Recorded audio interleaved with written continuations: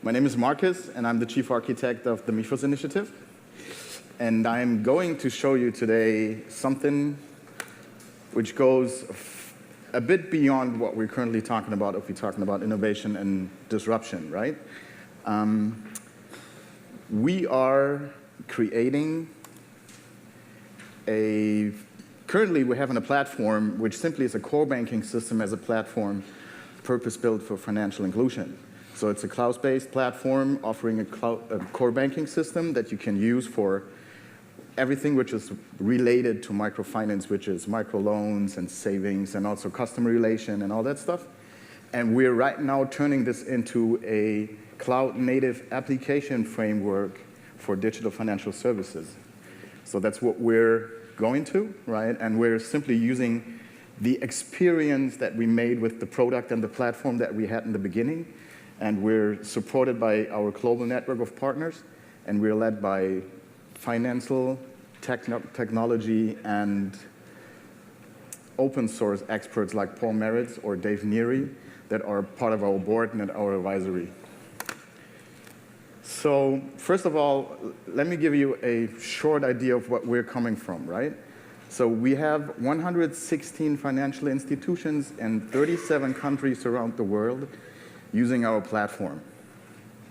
And they are serving 3.5 million prior unbanked, now banked clients and handling about 80 million transactions. So that's where we're coming from.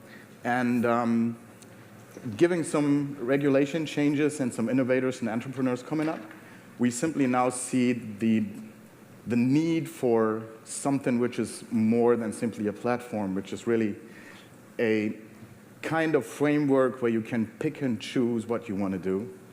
And the main use cases we currently see and that we will definitely provide is account management, which simply comes down to user management and financial accounts, and also the possibility for a customer to do self-service, creating his own account based on a tiered KYC. And we also have the transaction interoperability, which is, in our case, a pretty huge use case because we're talking to a variety of mobile money providers in Kenya, in Nigeria, throughout complete Africa, and also in India. And we also need to have the ability to connect to multiple banking systems and card systems and merchants, because that's usually where the digital money is flowing through in those smaller countries than USA or Germany, right? And aside of that, we also need a kind of a shared ledger system, which is in our case more a peer-to-peer pool, where you can share parts of your ledger with a company that you are partnering with, so that we can provide cheap and affordable remittance across countries or national or regional, because that's currently one of the biggest issues that we face, getting money cheap from A to B, specifically if you're in Philippines or somewhere else like India or Bangladesh. And the three use cases I picked out here simply are throughout the world. So Zero is a Uruguay-based digital money bank, what they call, right? So they got new regulations there where they're allowed to create banks that specifically offer digital money, so no real cash transaction.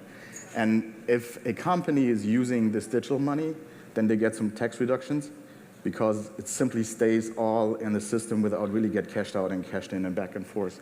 Minds.io is a spin-off from the Stanford University that provides data analytics based on mobile information throughout Africa. So they're picking all the mobile data they can get and creating behavioral patterns and providing risk management and some sort of fraud, and using our platform to pump in the data again so that somebody who's creating loans and gives lands and savings, whatever, knows that the person is nice behaving and maybe could offer something more than simply only some loans. And November simply is a, let's call it a bargainer between multiple small enterprises that are simply gaining loans to each other and trying to get a decent set of customers in front of it. So this all comes down to the framework, right? So what's the purpose of the framework? So the purpose is we want to offer a tool set that simply provides you with components that are purpose-built.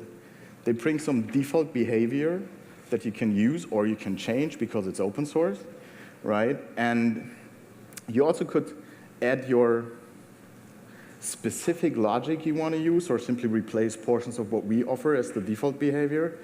And simply some examples for an application framework is the Spring framework, which is pretty well known, I guess, and Vaadin, which is a GWT-based client framework where you could have your components, but you could also have your custom components.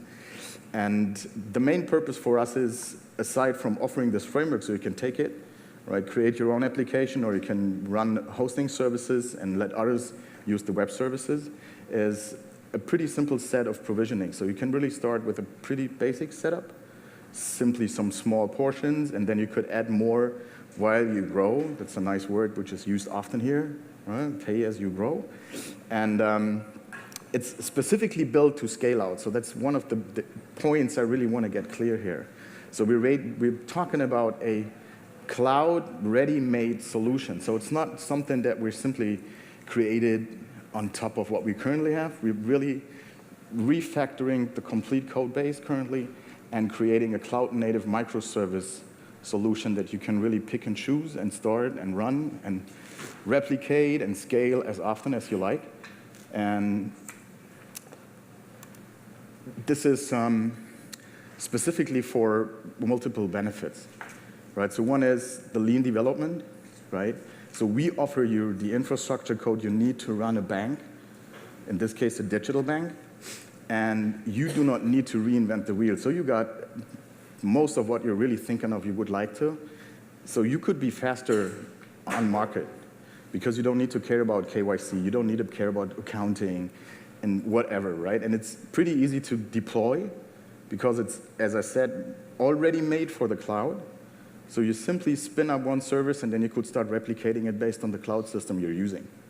And one of the case studies from Appendra, which was with JP Morgan Chase, simply showed that we're not the only guys who are thinking about that, right? So we're not really the only people, but we're the only ones who say, we will provide this free and open source. So you could simply go down, download it, install it, and run it as you like it, without really paying something for us, right? So what do I mean when I say cloud native, right? So cloud native, in our case, is simply microservices. So every component that you will see in the next slide is simply a service in itself. So you can run multiple services, you can decide to run one service multiple times, depends on how you need to scale and how you need to run. And this is all written in a multi-tier architecture. So we're underlying the domain-driven approach here. So we have our domains and we have our layers. I will show them later. And it's mainly there for a pretty simple way of orchestration. So we got, as everybody else currently has here, right? We got our Open REST API, but we got this API since 2012, so we're not building something new, right? We already have a running system. So we provide a container-based setup. Right now you can use Docker. In the future you can use Lattice or Cloud Foundry or things like that. And one nice little add-on is that you also could decide to use it as a library. So if you don't want to use microservices and you want to really create your monolith, we don't hinder you. Right? So you can take all of our software also as little libraries and push them together as you like it and squeeze them, and then you got your own specific way of doing your application instead of relying on microservices. So it's all up to you. But all components are cloud ready, right? So you can do it if you want, or you can simply create an application running those library pieces.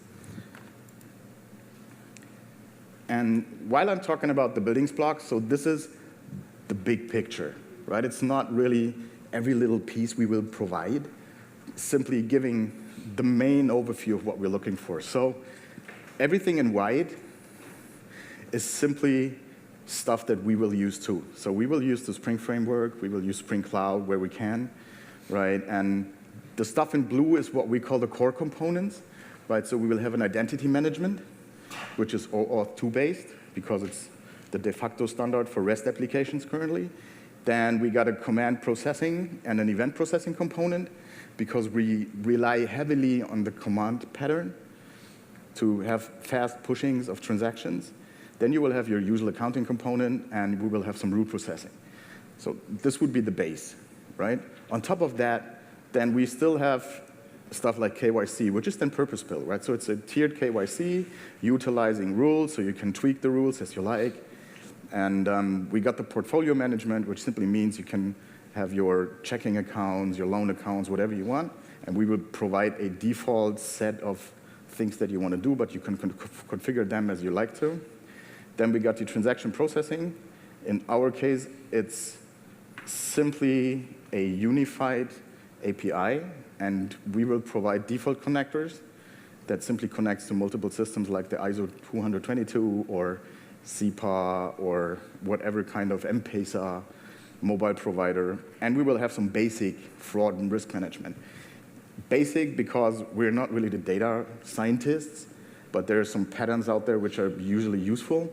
But we have a partner like Minds.io that will also offer some more sophisticated fraud and risk management detection mechanisms.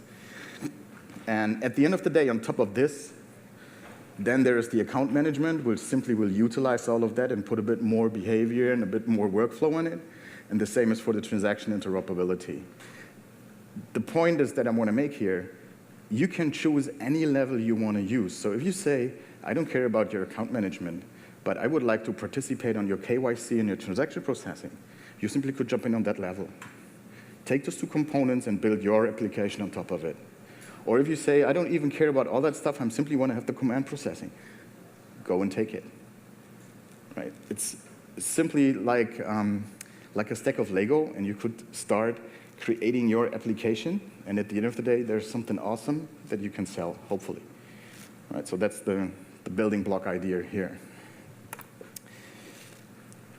One important pattern that we use internally a lot is CQRS, so it's command and query responsibility segregation, which simply means that you have a command processing and a query processing component so that you don't mix them, and you could store them differently, you can treat them differently.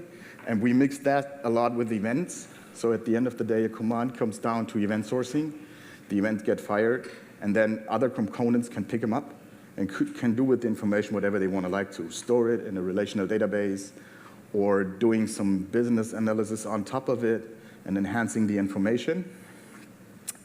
And the nice thing about this event sourcing and CQRS is you got your audit trail immediately, because every little piece that happens is written down in a specific event source state.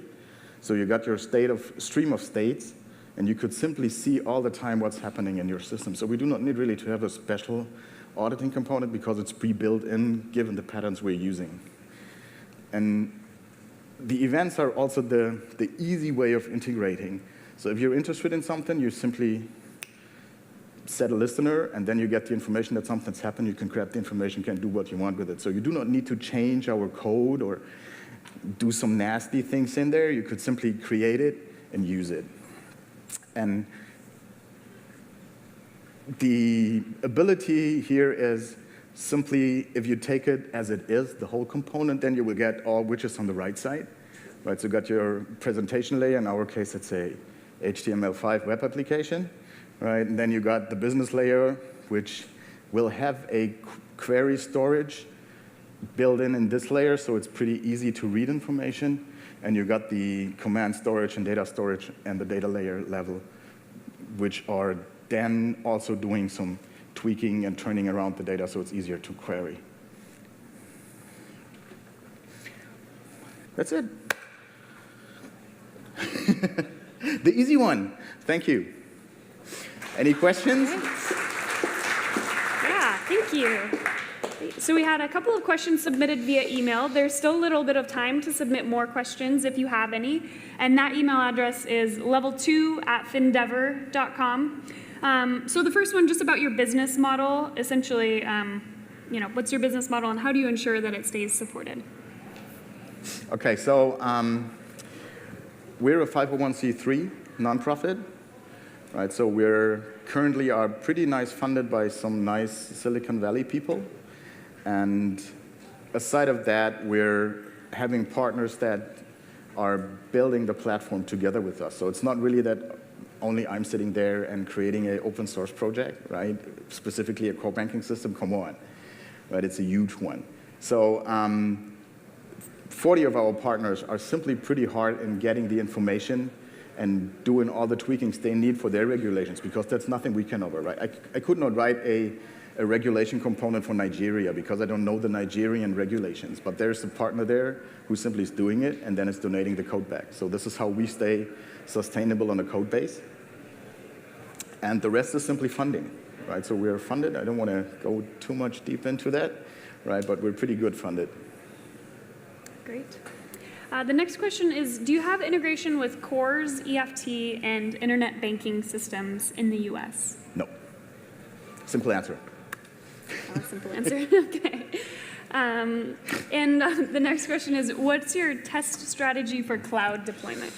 Yeah, that's the test strategy in this case is pretty awkward or awesome. I think it depends on who you talk to, right? So we're currently using a duplexer system. It's a bit the idea which Twitter is following.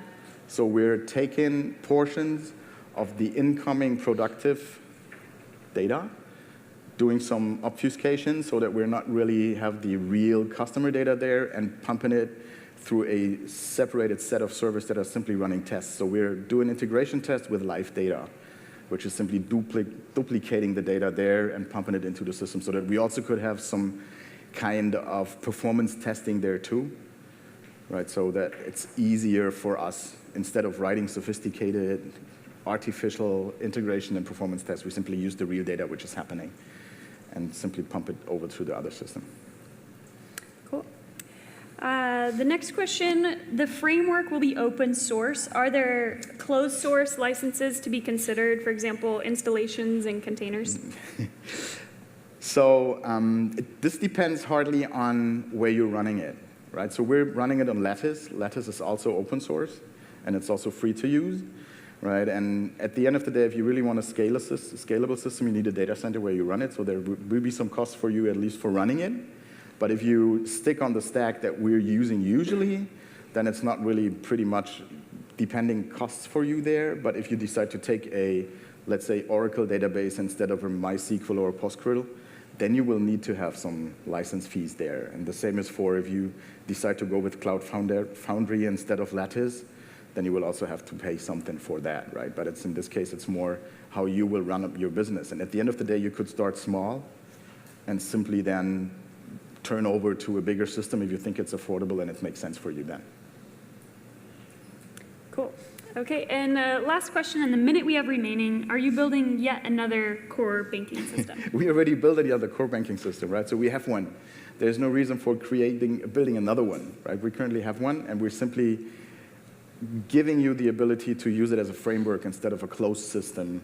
And one big difference is that we're using modern technologies, and we're really using modern standards instead of relying on some old hardware and some Delphi programs, right? So you can really do what you want with it, and it's already there. So you can now go to our website, download it, and use it.